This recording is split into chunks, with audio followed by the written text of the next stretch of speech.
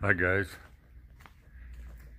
Hey, Scott sent me a fuel bowl that needs replated for the G503 Jeep Rebuild series, and this is something that a lot of people can do, and really zinc plating, something people can do to improve their projects, that you can do at home, and it's really not that expensive.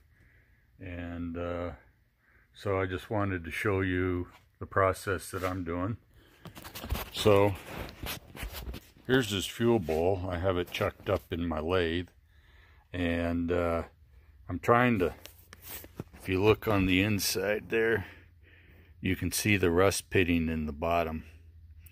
So I soaked it in muriatic acid, got it cleaned up pretty good, got some old looked like silver paint maybe off of it, and some of the old plating came off, and then a lot of the rust out of the bottom came out of the little pits.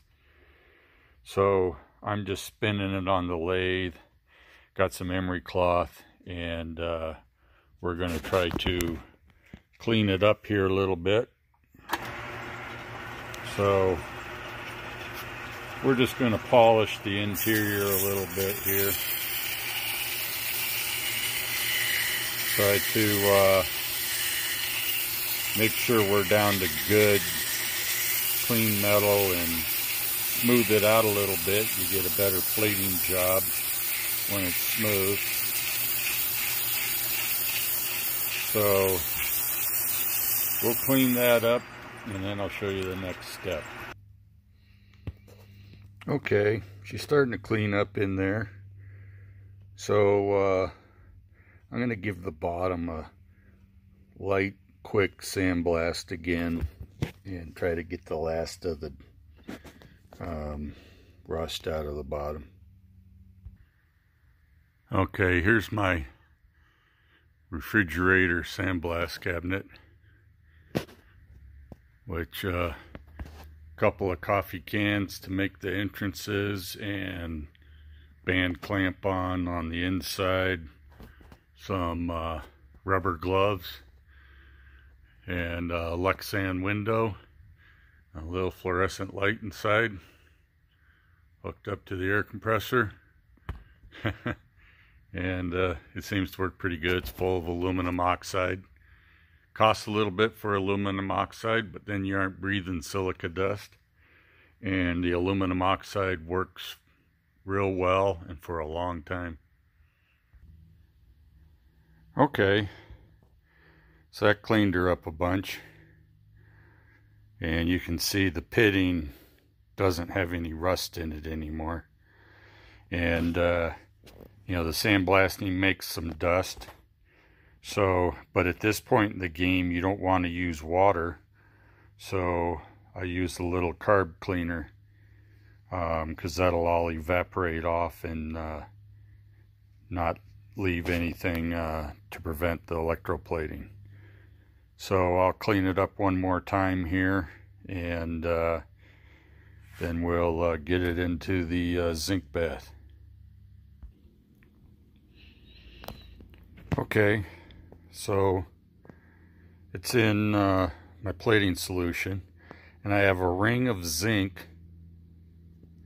Well, it's a zinc-tin mix inside the cup. You can just see the rim of the cup. That's okay, because I'm going to flip it and put the zinc on the outside later.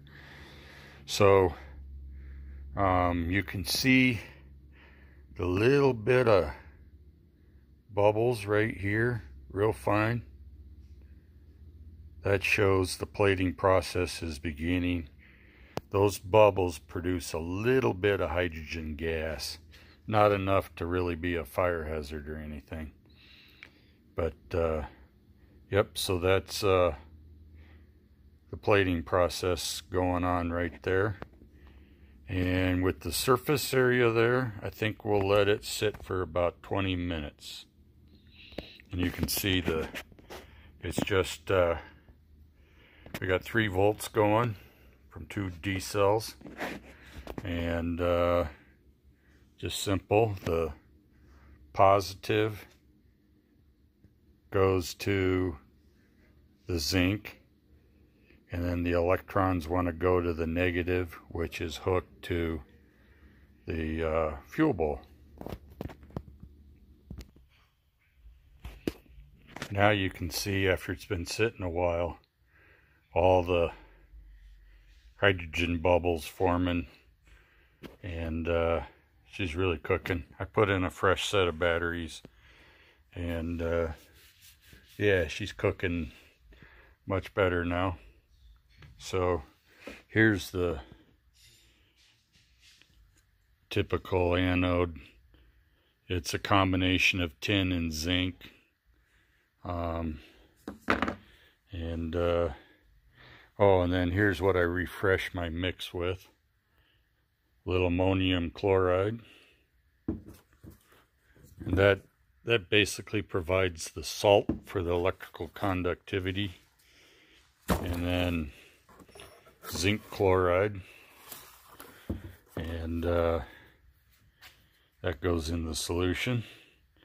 So we'll let that cook for a little while longer and see how she does. Okay, I didn't film it, but I pulled the bowl out and I rinsed it off and I rubbed it down lightly with really fine triple-aught steel wool. You get a little bit of a crusty buildup sometimes, and so it doesn't zinc plate quite as thick when it does that. So by cleaning it all off, prepping it up real nice again without removing any of the new zinc, and then putting it back in, we'll give it an extra coat of zinc here.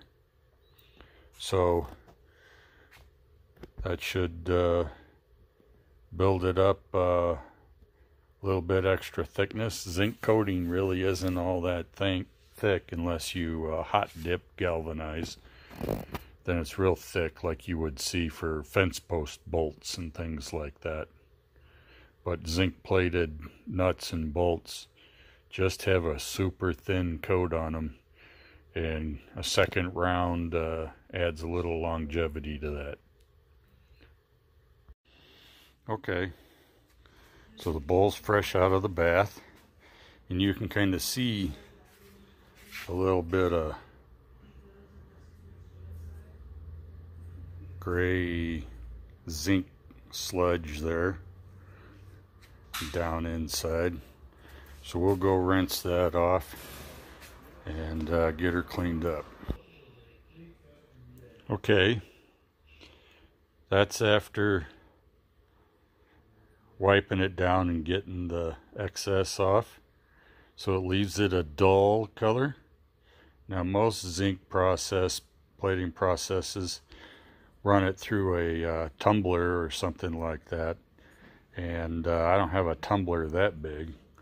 I just have a tumbler for making freedom rounds. And so a light buff with triple-aught steel wool should do the trick. Okay,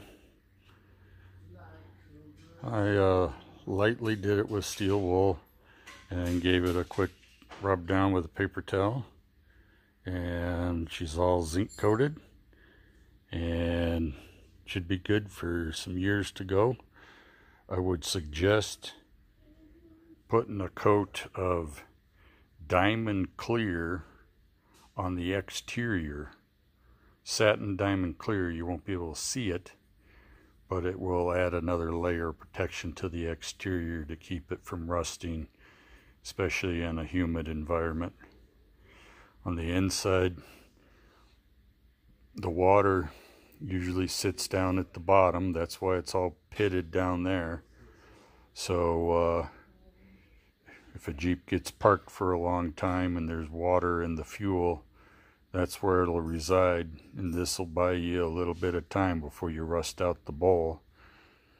But yeah, so hopefully that does the trick for you guys, and show me your zinc plating projects if you give it a go. I'd be interested. Take care.